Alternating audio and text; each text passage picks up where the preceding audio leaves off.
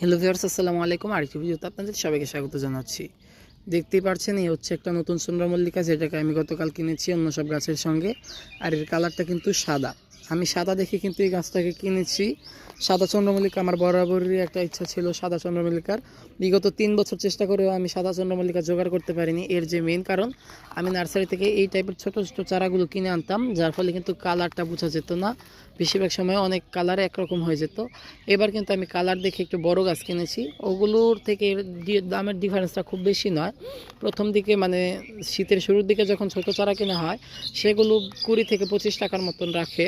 আর আমি আজকে ওই নার্সারিটাতে যাইনি, সেখানে এমনিতেই দামটা একটু বেশি পাওয়া যায়, বেশি দাম রাখে। কিন্তু আমি এই গাছটা যেখান থেকে কিনেছি সেখানে দামটা তুলনামূলক কম রাখে। তবে সেখানে শীতের শুরুর দিকে এই টাইপের গাছগুলো পাওয়া যায় না, কেবল বড় হলেই গাছগুলো আসে, যেহেতু নার্সারিটা ছোট। তো এখানে কিন্তু আমি গাছগুলো একটু কম দামে পেয়ে থাকি ওই বড় নার্সারিটার তুলনায়। এখানে চারাটার দাম রেখেছে 30 টাকা। যাক, সেগুলো কথা না, আমি এই গাছটা এনেছি। এখন এর পরিচর্যাটি আপনাদেরকে বলবো। পরিচর্যা এখন আর কিছু নয়, যেহেতু গাছে ফুল চলে এসছে। এখন শুধু এর গোড়ায় ভালোভাবে পানি দিতে হবে এবং গাছটাকে রিপোর্ট করা চলবে না। আমি কিন্তু কালকে গাছটাতে পানি দিতে পারিনি, অন্য সব গাছে দিলেও এই গাছটা কিন্তু একটু নেতিয়ে গেছে। এটাতে আজকে আমি এখন পানি দিয়ে দেবো।